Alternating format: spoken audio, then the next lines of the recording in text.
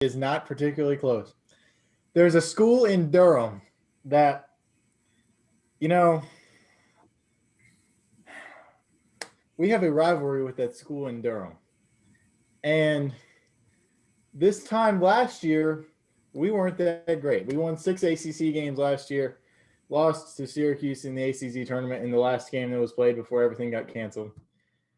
We had a losing record for the first time since 2009, 2010. And all the slander that we in Chapel Hill got for last season.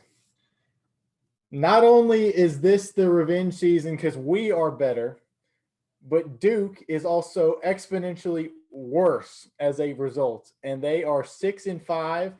They have 4 ACC wins now against Wake, Notre Dame, BC, and then Pitt. Who they beat last? Georgia Tech last night.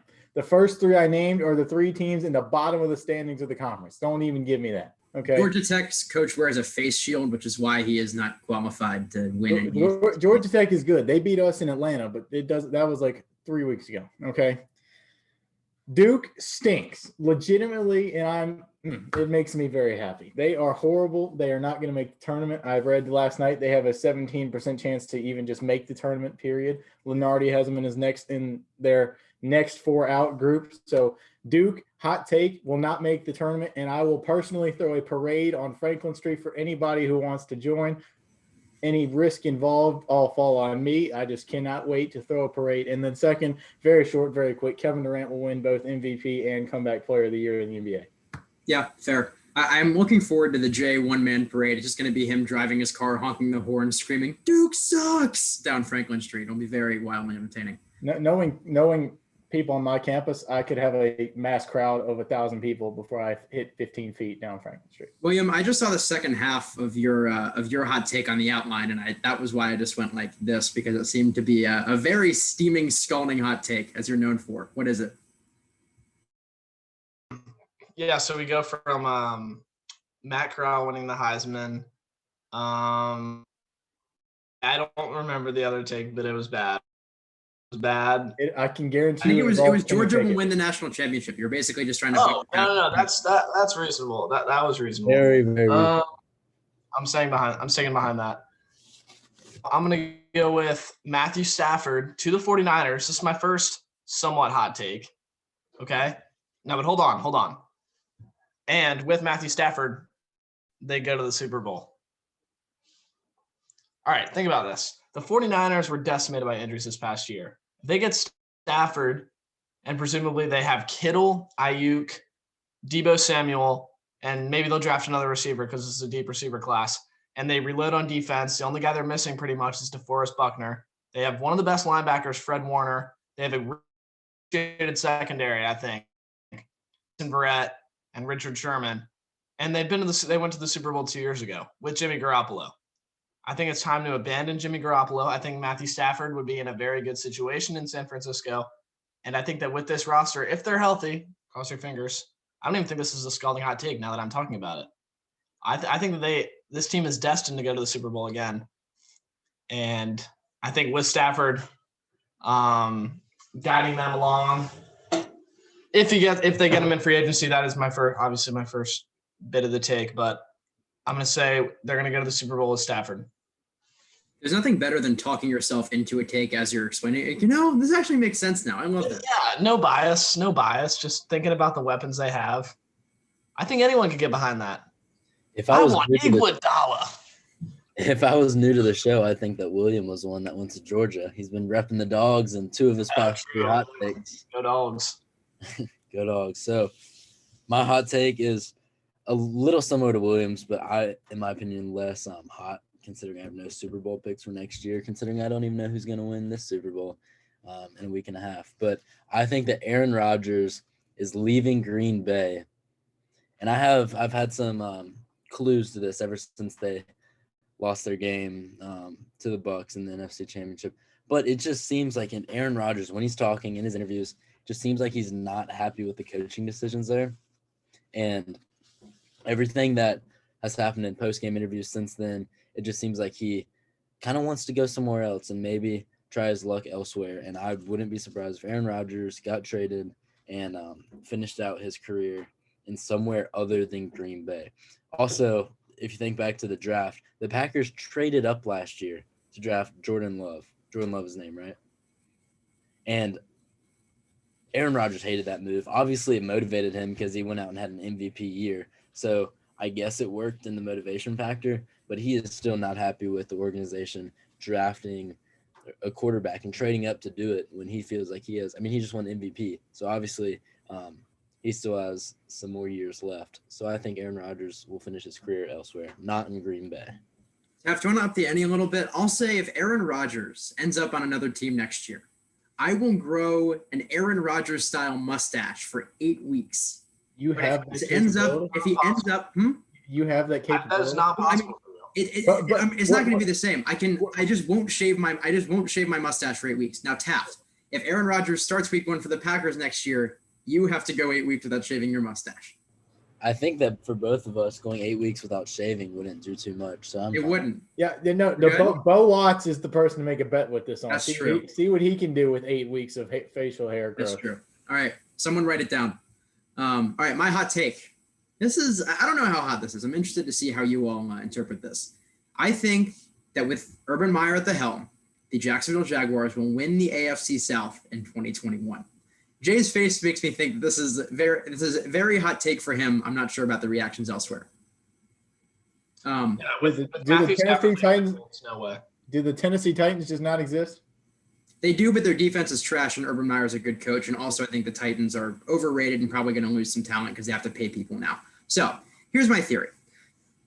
The last time a quarterback as good as Trevor Lawrence was taken, the consensus was Andrew Luck.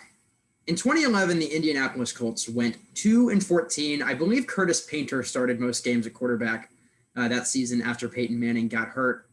And then they drafted Luck with the first overall pick in the 2012 draft and became 11-5 and were just one game out of the division behind the Houston Texans, who were at 12-4. The AFC South is going to get worse this offseason. The only quarterback on the Indianapolis Colts roster right now is Jacob Eason. The Colts next year, as good as Jonathan Taylor is, have a lot of work in front of them to run it back and do as well as they did this year. The Houston Texans are going to lose Deshaun Watson, and whoever they replace him with, it is going to be a fire sale. They are the only team left without a coach, even though they were the first team to fire its coach. And that roster, once they trade Deshaun Watson and J.J. Watt, probably has enough talent to go 4-12 again next year, nothing better. Now, the Titans, I will say, are going to be very good again. But I am going to cling to this take because the Jaguars have more than $100 million of cap space and a ton of draft picks with a coach who is in college football and has seen all of these kids up close, head-to-head, playing against him to some extent. And when he's been in the booth as an analyst, he has been watching them for the last 3 years like a scout, and he is going to assemble a really good staff and have a quarterback who is going to come in and probably be somewhere in – so Trevor Lawrence starts week 1. Where do we think he ranks among other NFL quarterbacks? Is he top 15? Is he top 10? I think he's 15. 17 range. He's going to come in and be as good as Justin Herbert is right now. Trevor Lawrence? That's I think so. Justin Herbert had a record-breaking season. Yeah. Also went. I'll say top half, top 16. So we'll have that. Urban Meyer strategically is one of the best minds in football. And he has so much money to just basically throw all of the cash he wants in the world at free agents who probably wouldn't mind living in a state with no income tax and in one of the worst divisions in football next year. The Texans are going to be bad. The Colts don't have a quarterback. What are they? If we think Stafford's going to San Francisco, what they're going to have? Who is Indy going to get? The hot take is Stafford going to the Niners. So he's probably going to the odds are on the Colts right now. So one of our hot takes is going to be very, very messed up. Stafford, maybe even Watson. I don't know. I think one of our hot takes is going to be sabotaged by Stafford. Yeah, I would imagine so.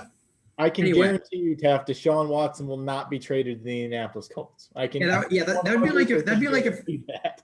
would be like if Josh Allen got traded to the Jets. I don't think that's going to happen. That is Josh Allen doesn't want to get traded. Deshaun Watson I would put my life savings on the Texans Okay. not trading Deshaun Watson in the division. Yes, Deshaun Watson is one of the best young quarterbacks in football. Great jersey seller, promotional guy, face of the league. Why would a face of the league go from Houston, Texas, to Indianapolis, Indiana, when he can go to New York or to Miami? No offense to the great people. He has way more. He has way more weapons to use when he's in Indianapolis than if he would go to Miami or New York. It's about the Also- lifestyle.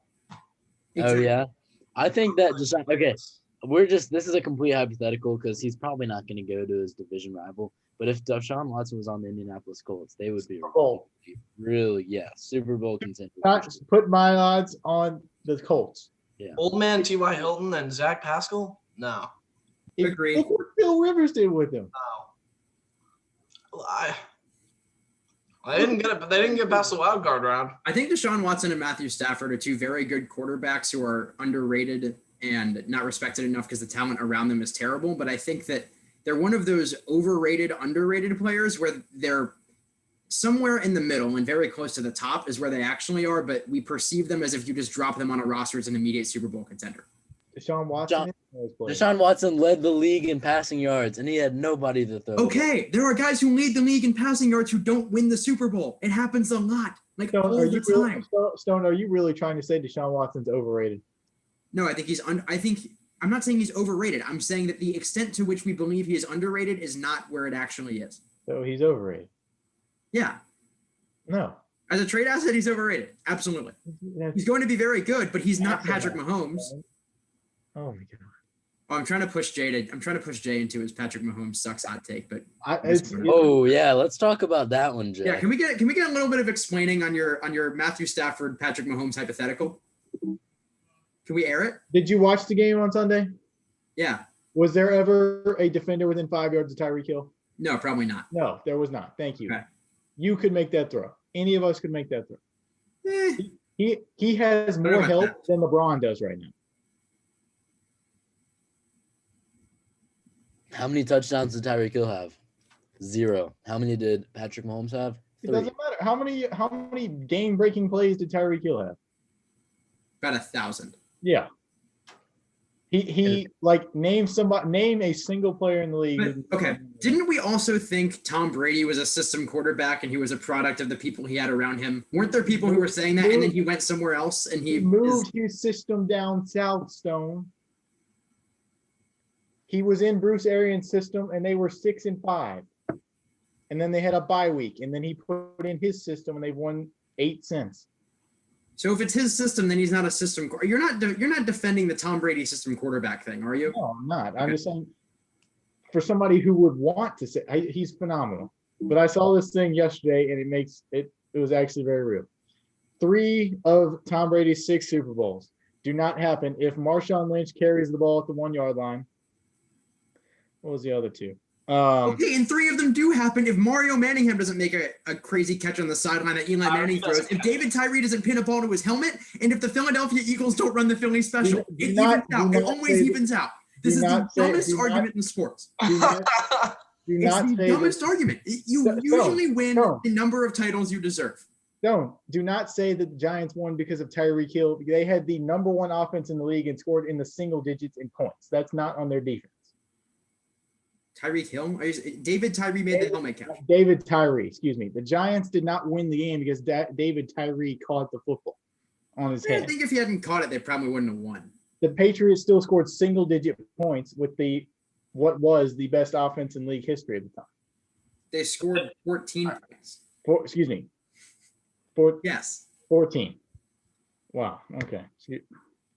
I just think to talk about the Patriots' good luck or while ignoring all of the bad luck they had is just so. I truly believe that when you play for 20 years in the NFL, you're going to get some breaks and they're going to have some breaks go against you, and you probably win the right amount of Super Bowls if you are in them. If you're in it 10 times, like the law of averages. I know it's not a big enough number, like statistically, but it just feels like 6 Super Bowls is the right number of Super Bowls for Tom Brady. Is 1 Super Bowl the right number for Aaron Rodgers and Drew Brees? No, but they also only went 1 time each. Yeah. Can Have you seen the cap hit that the Saints are going to be in next year, or like the luxury tax? Probably aren't they 100 million over the cap right now? 30 100 million over the cap, and they still couldn't even make a conference championship game. Spending that much money. Oh my, ways to make Hugh Monstead very mad very quickly. I want to put a fork in this, but the Brady lucky Super Bowls argument, he's been in the position 10 times. Aaron Rodgers and Drew Brees didn't put themselves in that position 10 times. So that's that. All right, moving on. Stone Cold Sports Talk Jeopardy time. When I tried to share my screen earlier, Zoom kind of broke forever. So we're going to see if I can share my screen now without breaking Zoom. Everyone hold your breath. This could be very, very bad. Is it working? Not quite. Wait. Is it working now? There's something. There you go. Can you guys see the clues and everything? Yes. Fantastic. All right. So just like the actual Jeopardy TV show, we are putting a timer on this because that's fun.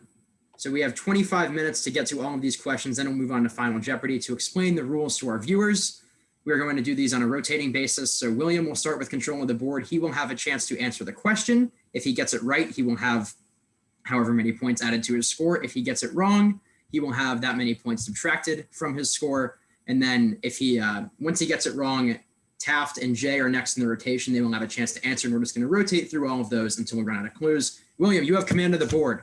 Which clue would you like first? I'm going to go with quotable notables for 400. All right. He asked Florida football reporters, when you guys go to a seafood market or to the grocery store, you see all those dead fish on ice, stop by Winn-Dixie, go to the dead fish aisle, and look at the fish's eyes. That's the energy we are playing with right now. Now think about that visual. How excited are you to hang out with that dead fish? William. All right, I'm down to 3 guys. Am I allowed to list those 3 so the viewers know I have some idea of who I'm? No, just got to pick one. All right. I'm going to go with Jim McElwain. That is correct. William on the board with 400 points. Taft, you now have control of the board. Where would you like to go? I'll go stay with quotable notables for 3. Quotable notables for 300. While being interviewed on the sideline of a Monday Night Football game years after his retirement, this all-time Jets quarterback responded to a question from Susie Colbert by saying, "I want to kiss you. I couldn't care less about the team struggle."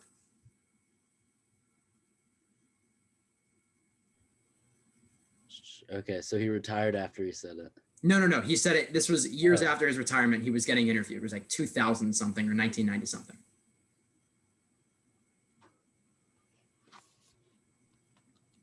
Can I pass? Well, you're going to lose the points.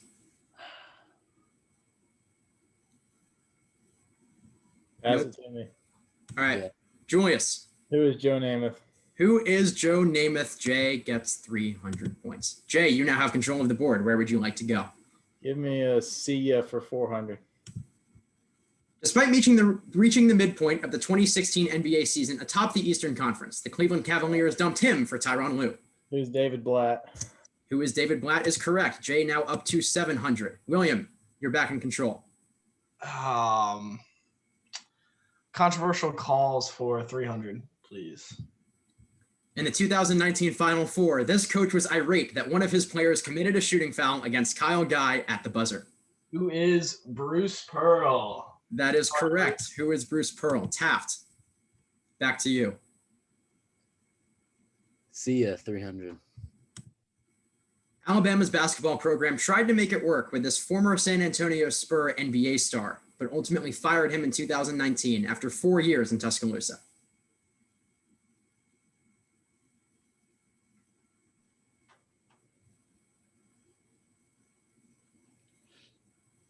I know Jay knows it. I do know it. Yeah. Taft. Take it, Jay. All right. Who is Avery Johnson? Who is Avery Johnson is correct. Jay, you now have control of the board again. Give me a C for 500. See ya for 500. This former Arizona Cardinals head coach got canned after going 3-13 in 2018. He is now the offensive coordinator at Missouri. Oh, this is harder than I thought it was. It's not Vance Joseph. Who is Ken Wisenhunt? That is incorrect. Who is it? William, Oh. would you like to try to? Do you know this? Would you like to answer? You don't So have. I get docked if I try it. Yes. Oh. Oh, No. I didn't know that. I wouldn't answer that. Oh my God. No, Jay, you have to answer it because you picked it. Oh. No, I do not want to answer that. All right, Taft. All right, no? No. All right, the correct response, who is Steve Wilkes? Yes, he is now the offensive coordinator at Missouri. William, you're back in control. All right, that was cruel. One hit wonders for 400. This Canadian, former Cleveland Cavalier, and number 1 overall pick got run out of the NBA after just 151 appearances. Who is the GOAT Anthony Bennett? That is correct. You're up to 1,100. Taft, you're back in control. One hit wonders for 300. This New England Patriot running back raised eyebrows after rushing for 201 yards and 4 touchdowns in an impressive November 2014 showing against the Indianapolis Colts. He was released by New England the following season.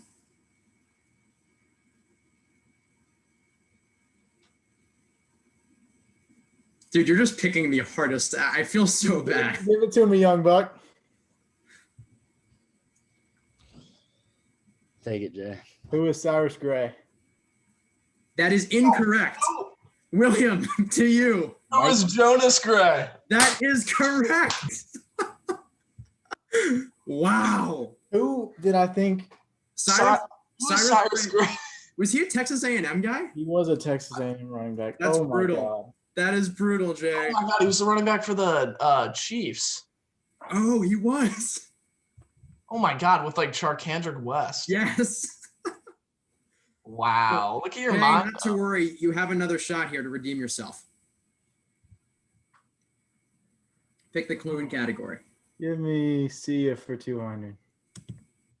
After years of perpetually being on the hot seat, Auburn finally fired this longtime head coach in December. Who's Gus Malzahn? Is correct. William. One hit wonders for 500.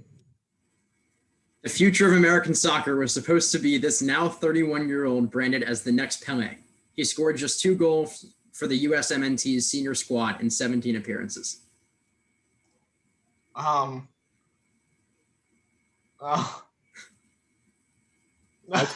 told you no soccer questions. I know, this is a $500 clue. The next Pele? Oh God, I know like 4 players, and I know that, and the guy who I'm thinking of is good. Well, Yikes. this is a loss, but Josie Altidore. No. Good guess, though. Taft or Jay, I'm guessing we're going to be no's here. Do I lose points for answering it? Yes. Then no, absolutely not. Who is Freddie Adu? This question does prove that Stone Cold Sports covers professional soccer. So I'm glad Yes, it does. Exactly. William just picked that one. So Taft, you're back up. I'll go controversial calls for 200. In the 2019 NFC Championship game, this LA Rams defensive back committed an egregious uncalled pass interference against Saints wide receiver Tommy Lee Lewis. Who is Jalen Ramsey? No, Who is Nikhil Roby-Coleman? that is correct. It is. Jay, you're back. One hit wonders for 200. This former Notre Dame coach was given a 10-year contract extension just 7 games into the 2005 season. The Irish became one of several college teams paying hefty buyouts for the hefty head man. Who is Charlie Weiss? That is correct. Do you guys like that clue? the hefty. William, back to you. Do we have 300 quote? Wait, one sec. No, we don't have that one on the board. No one. All right. Controversial calls for 400. This Heisman Trophy winner and Michigan Wolverine knocked the ball out of Tom Brady's hands during the 2001 Tuck Rule game. You gave away a lot here. No, you gave away so many. You should have said who knocked the ball out of Tom Brady's hand. Yeah. Who is Charles Woodson? Yes. Taft. One hit wonders for 100. Got to go back to the After rising to fame and being on the cover of Madden NFL 12, this former Arkansas Razorback and Cleveland Brown retired in 2015. Was this a blast from the past? Yes. But it's not the Arkansas guy who was in the blast from the past.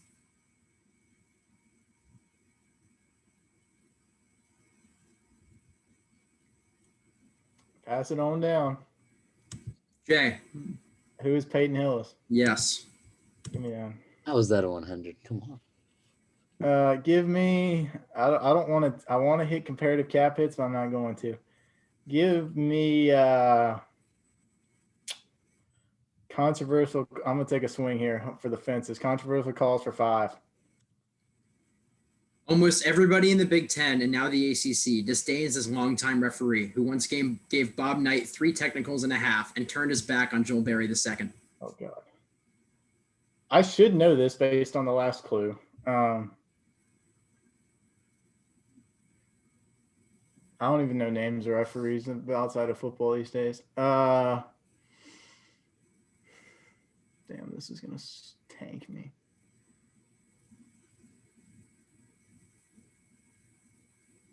I don't know. Jesus. William? No idea. Taft? So this is impossible. Who is Ted Valentine? Oh, I have, yeah. I actually remember that. All right, William, you are in control of the board. All right. Comparative cap hits 300. J.J. Watt or Devontae Adams? Oh, Jesus. Are these who's getting more money next year? Yes. Yeah. No, Or this year. This year? This year, this current season. It's NFL and NBA. Also. JJ. Nope. Taft. That means you get points by default. Congratulations. Devontae, let's go. First of the night. Taft, you're up. Comparative cap hits for 200. Aaron Rodgers or Stefan Gilmore? Stefan Gilmore. That is correct. Jay. See you for 100. The Houston Texans ditched him after an 0-4 start this season. Who is Bill O'Brien? That's correct. William. Quotables 500.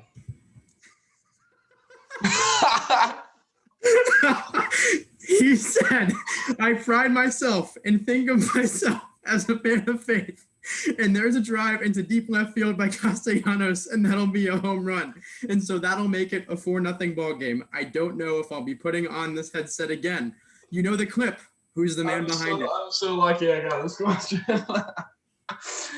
Who is Tom Brady? Is correct. Taft. You're up. Comparative cap hits for 400. Blake Griffin or Paul George? Blake Griffin. Is correct. Jay, back to you. He's getting paid $36 million. Oh, yeah. Yeah. Yeah. That's supposed to be part of the shock value here for the NBA ones because they're crazy. Oh, I got to catch up to Williams. Give me comparative cap hits for 5. Otto Porter or Giannis Antetokounmpo? Oh. This could decide the game. It's got to. Giannis signed his contract for this season. But it's an extension. It is an extension. Whoa. Alex Trebek never gave clues like that. Insider. I need this to be close. I got to go Otto Porter. By a little less than $1 million. That is correct. disgusting. That is gross. No, it's not as bad as Blake Griffin, but it's up there. Yeah. All right. William. Quotable notables 200. He once noted that Kelvin Benjamin was a Popeye's biscuit away from being a tight end. Oh yeah. Who is Booger McFarland? Taft, you're up. Comparative cap hits for 1. LeBron James or Anthony Davis? Ooh, this is a good one, but Anthony Davis. LeBron. Wow. Jay, you need this one. It's impossible. Oh no, we got something at the end. Give me quotable notables. He once said, "I'm the best corner in the game. If you want to try me with a sorry receiver like Crabtree, that's the result you're going to get. Don't you ever talk about me." Who is Richard Sherman? Who was talking about you? That Crabtree. Crabtree. Don't you ever talk about me. All right, William. This is you can't ice it now. Jay has unless he answers this wrong somehow. Up to you. Or I guess you've only got one left. He caught it against the Green Bay Packers in the 2014 NFC Divisional Round.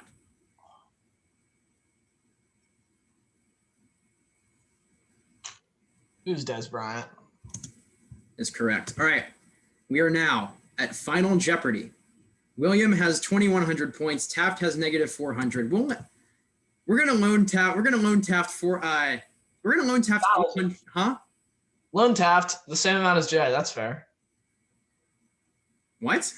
What? I won't give Taft on account of getting BS questions. I won't what? All right. Is this just like Final Jeopardy where you can just wager as much as? Yeah. So you guys need to chat me. You guys need to. All right. The category for Final Jeopardy is. Hold on. Let me get over here. No one look at the clue. No one look at the clue. All right. The category is Super Bowl 47.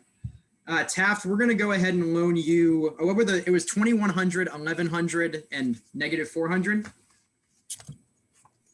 All right, Taft, we're going to loan you 900 points because you kind of got shafted out of 900 points. So you have 500 now. Got it?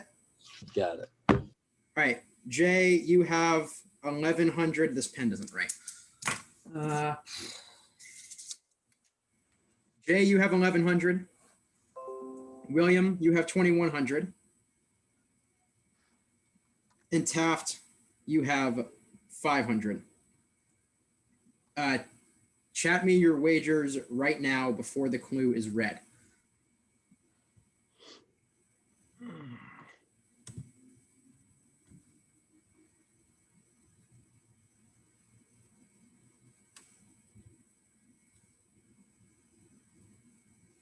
William, you have your wager yet? DM me. Wait, how much did I have? 2,100. How did I miss the Jonas Gray question?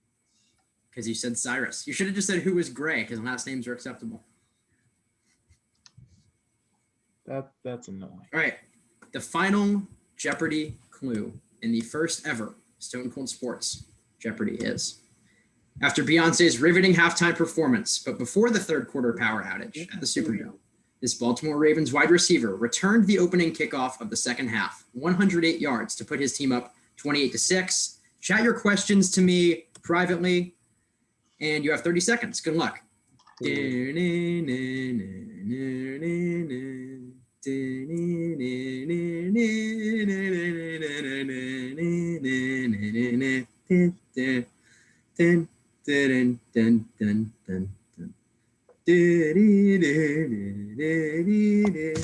don't know if we're at. Taft, you have 5 seconds. I'm not finishing the song. All right. We have all of our clues in. We will first head to the man in third place with 500 points, Taft Gantt. Taft's response was, who is Smith? I'm sorry, Taft, that is not correct. You are now at 0 points. Torrey Smith?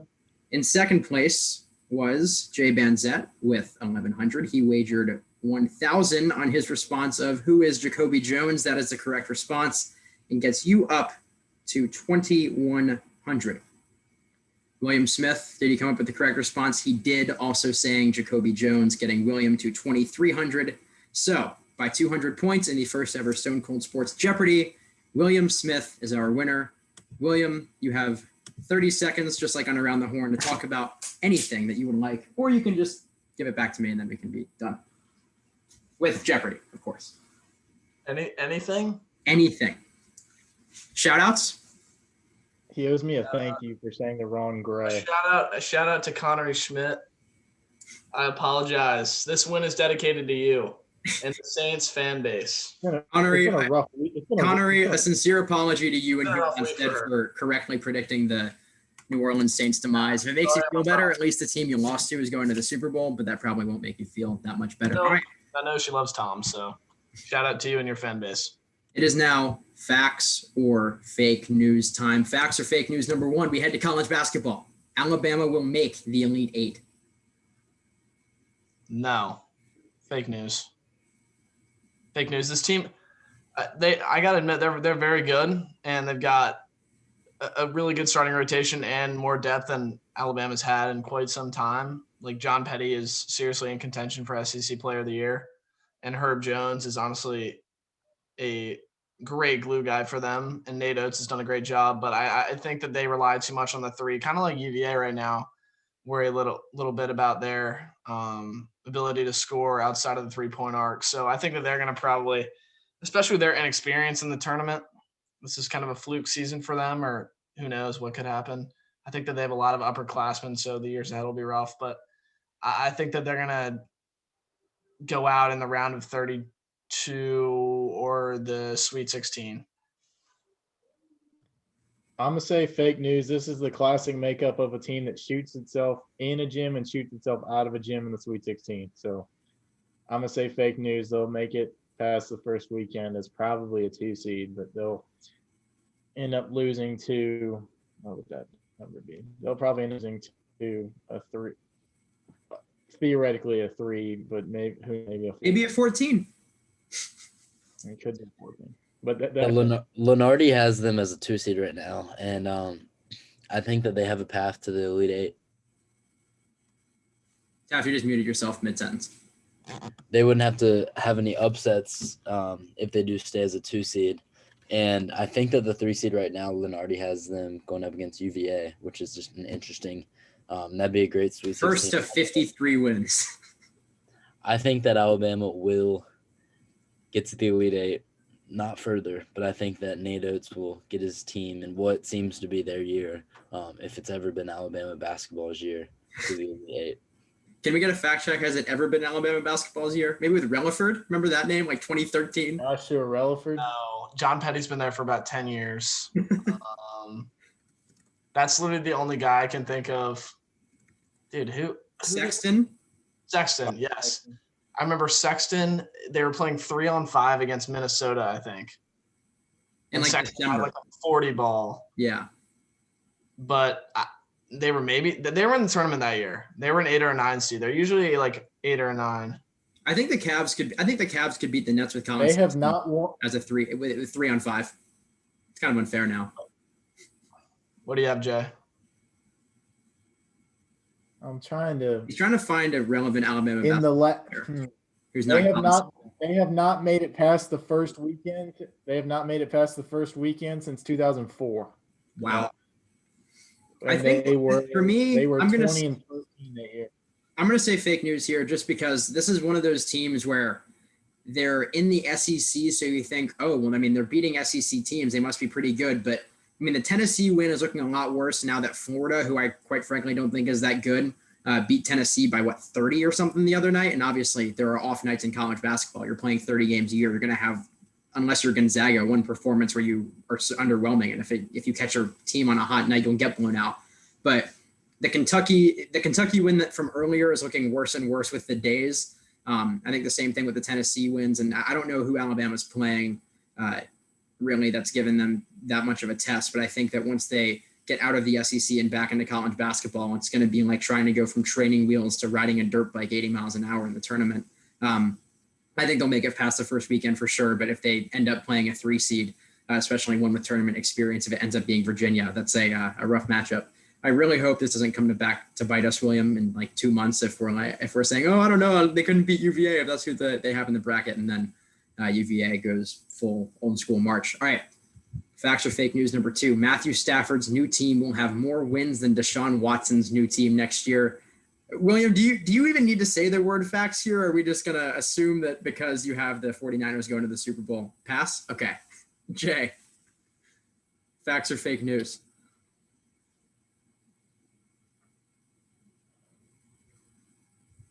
I'm going to say facts because I don't think Deshaun's going to end up actually leaving Houston. Wow. There's a take. I don't think they're going to trade him because they're not he's what's the number? Cap hit?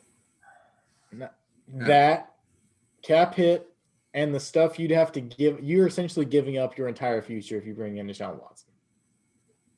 And I think a lot of teams would either look for a cheaper veteran, Matt Stafford, Garoppolo. No, Garoppolo's not cheap, but he's cheap. Or veteran or good. He's just he moves like a veteran. Moves like a veteran is the most insulting. It's the most insulting way of calling someone athletic. Ian Book, there's a guy who moves like a veteran. Kyle Trask moves like a veteran. So I'm gonna say facts because no team is gonna give up what the Texans want to bring in Deshaun Watson, and he's stuck in Houston. And yeah, I'm gonna say facts here too for a different reason though. Any team that would get Deshaun Watson would have to give up a lot, and a lot of those teams that can give up a lot are ones with absolutely nothing else to lose because they're so bad. Mostly referring to the New York Jets here. And while I think the Jets with Deshaun Watson obviously get exponentially better day one, the concern is that they have to give up so much that next year is kind of a lost season. I don't even know if they get exponentially. Quarterback is not their problem. Sam Darnold's a good player. He makes young mistakes, but I think that he makes them more dynamic for sure. I'm just going to say I think the difference here is the statement here for facts and fake news. The nuance in it is that the teams Matt Stafford can go to because he's a lesser cap hit over time are going to be a lot better by default. Their rosters are going to be a lot better. The coaching is going to be a lot better than Watson, who needs to basically go to a team at the ground floor. Meanwhile, Matt Stafford can, get a leg up by going to a San Francisco or somewhere that seems to have a little bit more figured out. Stafford's making $43 million over the next 2 years. And hold on, what do you think Jimmy Garoppolo is making next year? $28 million. Let's look. Jimmy Garoppolo. Is too much money an acceptable answer? Because I think that's the real. He signed for 5 for 137. So that means next year he will make 24 cap hit of 26-2. 26. Hold on. We have some breaking news from William Smythe. Breaking news. Tennessee volunteer, refugee. Eric Gray has committed to refugee. He took his McDonald's bag and left and went to the Oklahoma Sooners. This team just reloads. We didn't even talk Tennessee today. We don't have time, but that can be a topic next week once the thing gets official. Justice, all right, Taft. Any different thoughts on the Deshaun Watson Stafford situation? I think Stafford will get more wins, and that's mainly because I see him going to the Colts, and the Colts were really just lacking a elite quarterback. I don't know if Stafford's elite. He could be. We haven't really seen him on a good team, but he has a lot. The Colts have a lot of talent. And if they get Stafford, I think they're going to have a great season, go to the playoffs, whereas I see Deshaun either staying in Houston or going somewhere like New York, Miami, maybe even Carolina, and there's just no way that in his first year there, he's going to be able to match. As much as I would have liked, for the record, I have flipped back on Tua. I think you've got to at least give him another year. So you finally listened to the masses. Yeah, you need to draft around him for a season because he kind of has no talent. And with how good you think, if you go, the conclusion I reached earlier today while pondering the question was if I spend the next 3 years comparing him to Justin Herbert, it's a false equivalency and it's just going to make me give up on Tua sooner than I should. But it's different. You can't have Justin Herbert. It's a sunk cost. You've got to look at it with what can Tua be at his very best and go pursue that. Facts or fake news number 3, the Milwaukee Bucks will lose before the conference finals. Apologies to Jack Stelter. What do we think? He's a bandwagon anyway. Don't give him any credit. What do you think, Jay? The Nets obviously make the Eastern Conference Finals. Philly? Do we think? The Pacers? I'm thinking Miami's not off to a great who do you say? He said Indy. If they get Sabonis, I'm playoff Sabonis could be a different animal. Sabonis and Brogdon. Miles. If they get Karis LeVert back in time for the playoffs to start, but I don't know if he will.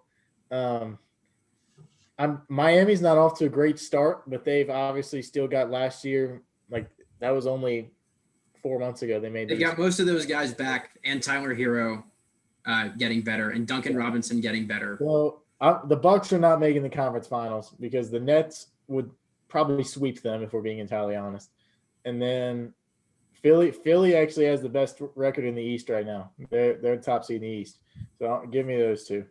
Yeah, I agree. Facts. I don't know who's the other team's going to be, but Milwaukee, if Budenholzer's not willing to play Giannis as much, and even so, if your best player can't be the guy who you want to be taking, who you want to have taking big jump shots at the end of a game, I just think that's a problem. And especially in an Eastern Conference that continues to get better, it's going to be a very big problem for them. I could see them losing in the second round in 5 or 6 to someone who will probably be considered an upset, but not really if you've been watching the basketball. William and Taft. Yeah, what everyone else is saying. Don't know much about the NBA, so I'll go with them losing before the conference championship. I think Nets are clear. I think they'll be the number 1 seed, so it's a question of who would beat them. And like you guys said, I mean, Miami, Boston. I think the Bucks won't be able to. We didn't even mention Boston. That's our bad. I think that Milwaukee will not make it. They'll be a 2 or 3 seed. I don't think they'll get there though. Giannis is not going to have his 3rd straight MVP year. What about the Magic? No. Cole Anthony is the real deal. Nikola Vucevic, the most underrated player in the NBA for the past 5 seasons. Is Markelle Fultz still there? I don't even know. Is that Didn't he hurt him? He hurt himself again. He tore his ACL. Cole Anthony starting the rest of the year. rats? All right. Facts or fake news number 4. Past players and coaches should vote for the Halls of Fame of professional sports, not writers.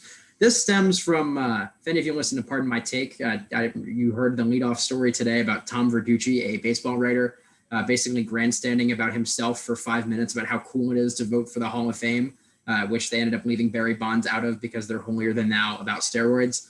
What do we think? Who should decide who gets into the Hall of Fame? Media members or the people playing and coaching the games themselves?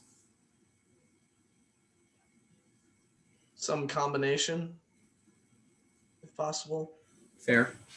I like how do they compile the NFL top 100 list? Isn't just like the players top 100? Players is the 100 list. Yeah, but then they somehow they do like the averages and it works out. It's usually a list that's acceptable. I don't know. That's actually a good question because it hasn't been tested, has it? Like the Heisman has its voters, the NFL, they all have their committees. So it hasn't been tried before. So I think that it's worth looking into just for players and coaches. I think that would actually make the most sense. But I think writers' opinions are still pretty valuable. And they've done a pretty good job of judging who gets into the Hall of Fame or not, I think, across all major sports. So say a little combination. I think Hall of Fame, I'm fine with the Hall of Fame the way it is. I have a problem with the media being the only people who vote for like league MVP and stuff like that. Because there's a lot of narrative behind it. Yes. There's so much narrative. Yeah. So for the sake of the Hall of Fame, I'm fine with the way it is. Because Randy Moss got snubbed year after year, and same with T.O. years after they retired, but they still got in. So, I mean, they eventually get in, but I'm fine with it the way it is. I think coaches and maybe Hall of Fame players should be in that vote as well. And I think that they should be mixed in with the media. But I think that it shouldn't just be the media because of what we saw with Barry Bonds and the whole steroids issue. So I think it's an interesting question that needs to be addressed, but I think coaches and players do deserve to have somewhat of an opinion. All right, facts or fake news I agree. Facts or fake news number 5, someone not named Baylor or Gonzaga will win a college basketball national championship this season. I say facts. Go Hoos. We're going to peak at the right time. Okay, probably not. Fake news, I'm still all the way in on Gonzaga. Yeah. You just have UVA's loss to Gonzaga just entrenched in your brain.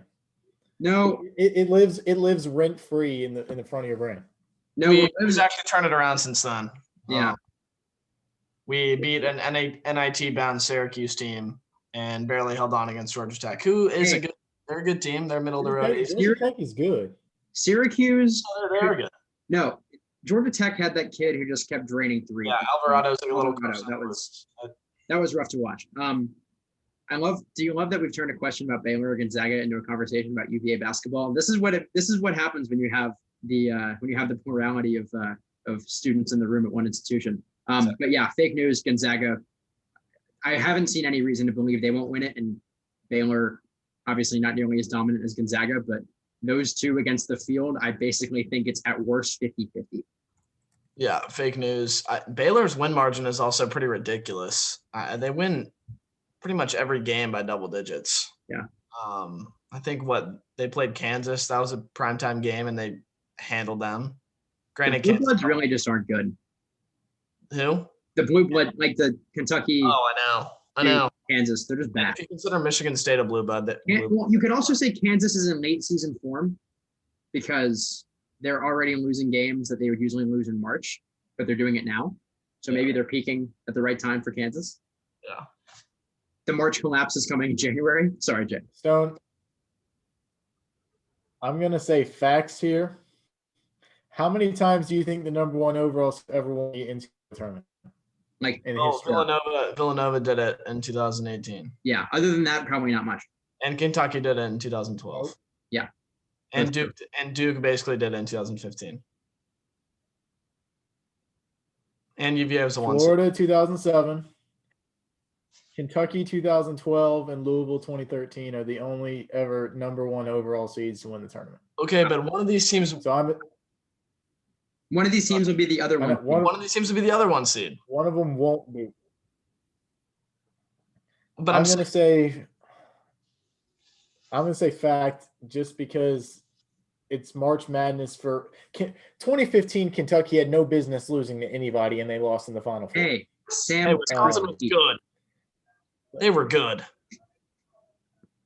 Frank Kaminsky in college was unbelievable. Sam Decker, Nigel Hayes, year 1 out of 7. Iowa, that was Iowa on steroids. The Iowa 2020 team on steroids is that 2015 Kentucky or Wisconsin team. Yeah. Taft, what do you think? Facts or fake news on Gonzaga and Baylor are my top 2 picks for who's going to win the NCAA tournament this year. But with a 68-team field, which hopefully we will have in Indianapolis, statistically speaking, you probably should take the field. But just because I think Gonzaga and Baylor are so far in front of the field, I'm going to take those two. So fake news. All right. That is all for episode 34 of Stone Cold Sports Talk. Congratulations to William Smythe. I owe you when we get back to Charlottesville. I will make sure you are compensated for your victory. Everyone have a great weekend. Enjoy whatever sports are on. I don't really know. Honestly, I'm just taking a break from football, and that's that. We'll see you next time.